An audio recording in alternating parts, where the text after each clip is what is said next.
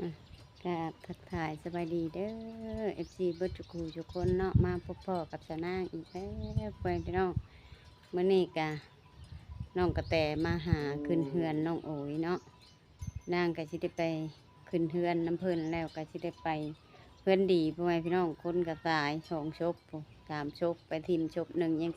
2ไปเมื่อนี้แหละสาวนางก็สิไปเฮือนดอกเฮือนดีเพื่อนแหละ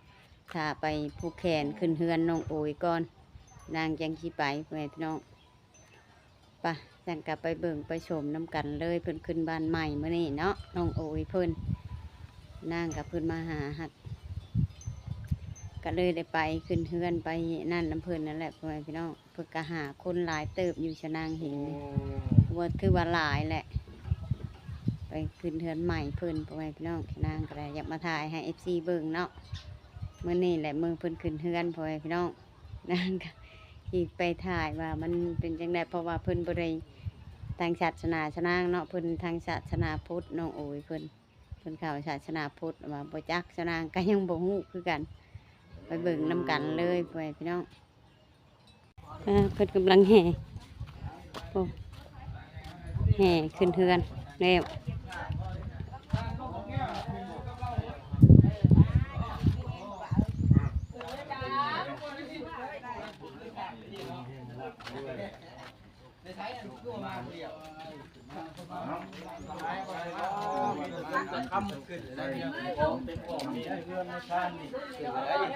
รวยนี่จะทำนี่นี่จะทำเต้นรวยเด้อเกินรวยสร้างต้องมาปลุกกันเนาะ รวยมาหากะมา เขาเนี่ยบอกมาเขาลืมเลยได้ เพื่อเพิ่นปลุกกันในสร้างนี่ ให้ขึ้นกับพวกนั้นรวย ไปเบิ่งประดิษฐ์จังไรพี่น้อง แล้วว่า โอ้ขับแหละรวยที่จะขับเป็นผู้นี้รวย โม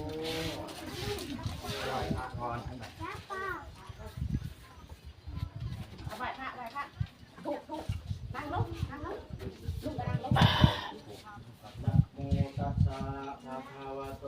อะระหะโตสัมมาสัมพุทธัสสะโมตัสสะภะคะวะโตอะระหะโตสัมมาสัมพุทธัสสะนะโมตัสสะภะคะวะโตอะระหะโตสัมมาสัมพุทธัสสะ บ่เนี่ยมาสมัครสิ ยิมินาสกาเลนะตังพุทธังอภิปุสัญญามะอาลังสัมมาสัมพุทโธภะคะวะพุทธังภะคะวันตังอะภิวาเทมิแม่บอกฉันสุภาพลืมยิมินาสกาเลนะตังสัมมาสัมพุทโธอ้าวกี่เข็มอยู่ในเฮือนนั่นน่ะ โอ้ กี่เข็มอยู่ใน การ เฮื ล อน ดคุณแล้ว ที่เคฟคนเงินก็เป็นเลขแล้วบาทเลย อีเจ็บย่านเลยอย่ามา สุปฏิปันโนภะคะวะโตสาวกสังโฆสังฆังนามามิ ใช้ถุงหมักใหม่เขาบอกให้ใส่ อุกาสวันทามิปันเตติยานัสสะพังสัพพะทานิสุปฏิติตัง โอ้โหก็จะ สา เอามาใส่ ลิ ไว้แล้ว กาธาตุมหาโพธิพุทธรูปังสักการังวาสามานาสาเจภวันทามิเจกตากเตสยานิอาสานิทานิกามนิจติสัพพะทาอุกาสวันทามิปันเตสาปามังคลาทังกมตมิปันเตมายังกตังปุญญังสามินาอนุโมทิตาภังสามินากตังปุญญังมายังสัตตาภังสาธุสาธุสาธุอนุโมทามิวันทามิปันเต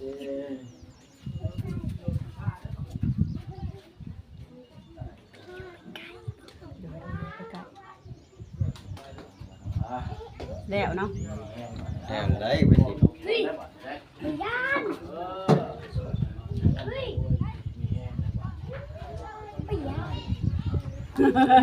ทักก็สิ แล้วอัน ลูกหลานดีๆนี่ เขาไปนู่นจะกับเขา นกเอาละเงินตัวนะ เอาคืนนี้เนาะขาน่ะขามันชุด วันนี้ทำการง่ายคุณสู่ราศีเข้ามาพูดกัน ปลูกเอาลูกวันนี้จะป ป ลู ลู ก ก ลูก ลูกหลานให้มันเบิด น้องโอสมควรกับใบนี้ แม่ที่สุด นี่แหละ คนนี้ไปหาเราทำอะไรไหม จะใช้มันจะได้ไป500 ยังมีดีอยู่ที่นั่น แม่นั่งมีดีก็ค่อย ยังเข้ามายังเข้ามา ใช้ตัวมันไปหาร้อย ผู้แลส่งสิเด้อ หลานนี่ปลูกไม่สุดแค่นี้มาเลยมาเด็ก เอาพอจอยผูกก่อนเป็นออกผูกลูกจะก่อน ปุ่นนะเอาตัวแม่ลูกมา ขึ้นลูกขึ้น ว้าวแม่ อย่าเลย ใจกับว่า ว่าในใจได้พอ โอ้ได้ใช้คือนะ เพียงลุงสูงเพียงป้าบัดนี้เห็นเก่งเสียงได้อายุมันตามเงินจ้าแล้ว ให้กว่านี้ดีกัดเข่าเด้อ วัดเข้ามา วันนี้ก็มืองามยามดีมือโชคมือลาบ มือโชคมือหมามือร่ำมือรวยแล้วบ้านใหม่แล้วอยู่ เย็นเป็นสุขได้บาท แรงนี่จะได้เงินแสนขายนะเอา ไอ้ยาใครยุมีนาให้ขาย หาสั่งนะเอาแล้วบาทเลยเออ อะไรคือบริงิเชียงเนี้ยนะรถ อยู่ดีมีแห้งเลยมี ได้ แห้ง แต่เพราะว่าแต่หาเงินหาเขาได้มียังไงได้แบบนี้ก็มีคนเขาอุตส่าห์ใจดีนี่เอาได้เสียบนห้องนะครับเบิดดมแมวบ่ พาว่า หาเงินหาได้แบบนี้ ว่ารู้แล้วจะได้เมียก็เอา หาเงินให้ได้ก่อน คุณจะฟ้องเราดูแลจะฟ้องก่อนช่วยเหลือจะฟ้องมัน จะเรือจะคล้องให้ได้เป็นบ่น้องแต่เด้ ใส่คนนี้มานี้ใส่คนนี้เอ โอ้ จับ อ ผูกน้องเสนาโอ้ยนี่นี่แม่เป็นน้องเสนาได้นี่ไหนนี่เรา ขาดเด้อทำงานบาดโยมของไข่มันนี่ ให้กุ้งไว้ตะเขียว ตัวถ่ายถือ หลับได้ 10 ที่ นาที หลับ นะ ให้โป่งแถว ตัวถ่ายถือจับให้เฮานี่อันสิไปผูกแขนแต่เอาไผผูกแขนจับเป็นตะนักจับบ่ 7 ปี ลูกอันนั้นไม่ลูกหลานมันได้ที่มาผูกให้เขาแล้วไหม หลาย โอ้ผูกฝ่ายนะ ได้ตัวได้เป็นใบเดียวกับโลก น้ำส้มน้ำหวานน้ำผูกให้เขาโลด เอาน้ำให้เขาขวดนึง กินน้ำเป็นซี่นั่ง หมอบอก ไปวันนั้นดอกอัน กินก่อนแล้ว อะไรคือผัดมืดออกมืดเข่าทำกันนั่นบอก เดี๋ยวสิตาผูน้ำล้าง หรือว่าอันนั้นบอกมันต่ำแล้วมันยังไม่มันตกแซงแล้วมันบุบเขาบุบ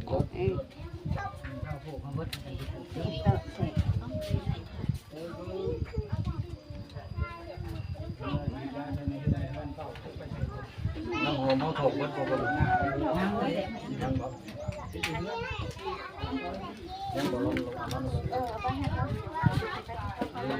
จะเบิ่งเธอทำมันคือเป็นไงมันคือดีติดตัวพี่เป็นแมนนี่ติมันไม่อยู่เทิงแดงลูกอาจจะเบิ่งเขาปล่อยลูกอยู่เทิงนี่ว่าเราตั้งกองมาถึงเนาะขึ้นหาเนาะเอาไปนอนขึ้นที่ได้ยาว มาน้ำมันชั้นดอกไม้ ตาราง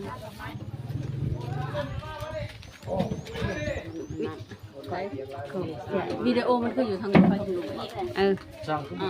นี่กับแบบนี้แหละเต้กับของแบบนี้มันตอบเสียก็ยืนนั่นแหละตอบเสียจะก็ยืนนั่นแหละไม่ยืนก็ได้ ผูกรถ ผูกไปบ่าวเราค่ะผูกจุดถ่ายไว้ผูกมีจะไฟอาจจะ แก้เอาในแขนผูกไปผูกมาแล้ว อย่างไรนึกแก้ออกจากแกนบ่ จะได้ บอกแน่ลูกชายนะนี่เขาบอกเนี่ยบอกแน่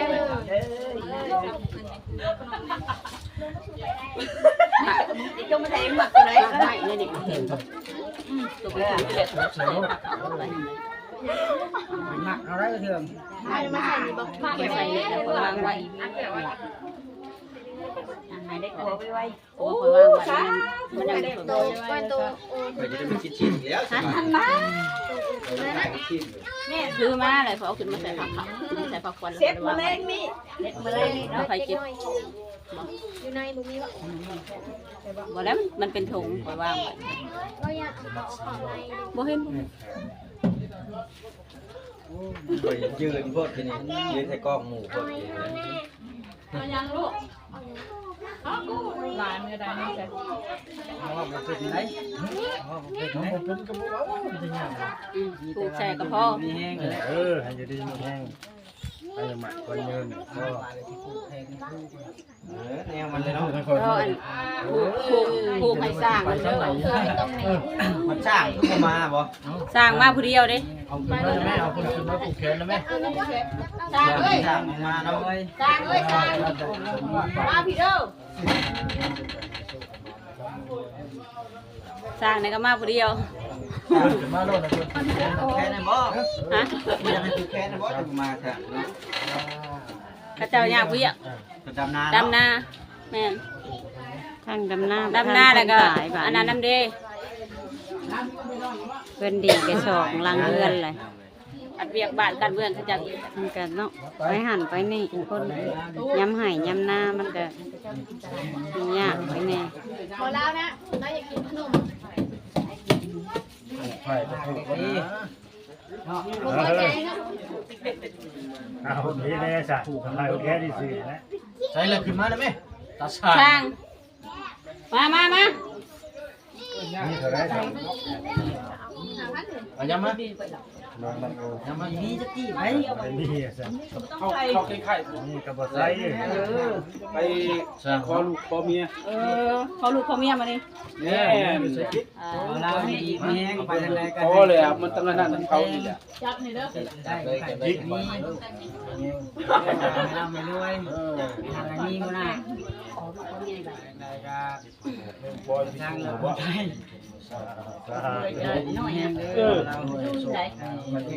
ป้าตัวอันนั้นเราได้ย่างผ่านคน ยังไงเบิ่งอีก กงก็เอาหมูไปเลยนี่เท่านี้ เบิ่งจะคล้องแล้วบ้านนี่บ่แม่นใช่เบิ่งกันเนาะ ให้เรากับบ้านก่อน มาบ่ได้ทำ ทำมันแม่สั่งคนจะผูกแขนให้น้องอ้วนผูกแขนนี่นะ พี่บ่หลาย นี่มาเป็น ผูกแขนที่แขนโอ้ยก่อนไหม ถูกจะแขนที่ ไป ไปเอาไปดำนาได้ดิ ดำพี่ยังหนา ดำนี่ยังนา แล้วที่ไปลูกแล้วที่ไปดำด้วยดำสามก่อนไหม ผูกข้างก่อน นี่ได้ผูกสร้างก่อนบ้านเจ้าระวัง ใช้อยู่ใช้ของมือนั่น นี่แหละ ทีนี้แห้ง จะเป็นสั่นแล้วเป็นได้สั่นเป็นได้แบบคนสั่น สั่งดอก ตุ้กินตัวนี้บ่สิกินน้ำแดง เอาแล้ว ผูกแขนแล้วบ่เลยค่ะ มาหน่อยแม่ แขนเขาลูก มาขึ้นมา มีเงินนะนะใส่คันเบาเก้าเด้อพูดให้ลูกไปร้องนะโอ้ยเบาเก้า ผู้ใดก็ค่าดำให้ดำนาเลยมันกับพร้อมกันแน่วันละ200,000 300,000ได้500,000ให้มีไปจะลูกกระลา โทรศัพท์ลูกมันจะหลับ นุ่ม ผมเห็นคืออีน่ามึงแก เอาสร้างเพิ่นแล้วยังรีบสายกับค่าเรียนค่างานมีดอกเพิ่นฝาก จับซื้อ อ่าคนมีเงินได้เลยเนี่ยว่าได้หายเงินเลย ได้ผู้ฝ่ายมาดิ ไปผูกแขนนี่แหละมันได้ผูกคนไปผูกแขนเช่นถือ มีแทนเธออีกไง มีผัดแกงเป็นขาวนะเนาะ เอา ผัดแกงเป็นขาวไปอยู่ดีมีแห้งเลยนะ ให้คนนี้ดีกว่าเขาเด้อ พ่อ เด้อ พี่ พอเด้อผูก เดี๋ยว ไป มาเดี๋ยว พอแล้วผูก เอา ไป พ่อเด้พ่อต้องยืนใช่ต้องยืนเอาไว้ นี่เรียกไปเด้อนี่ได้สุกแต่มาเลยนี่โอ้ย พอได้ผูกให้ตัวเนี่ย แม่แล้วนะ ดีมีแห้งมีแต่คำที่พูดให้ร่ำให้รวย แม่แล้วนะ ตายบอก โอ้พอก็ได้เนาะ โอ้ยพอแล้วเนาะ เหยียดหลังลูกได้พอขึ้นใหญ่ชุดเลยเนาะ ในชุดแล้วคือ พอได้ ช่างยับเข้าช่าง บักนี่กับพ่อเฮ้ยกันเลยบักนี่เนี่ย แถมไก่ จะ เนาะ จอยนี่ คือบ่มา มา เป็น โบ คน ให้ลู เนาะ กให้ที่บักหาโบเลยวะ ปกติต้องมาเป็นคนไหนค่ะ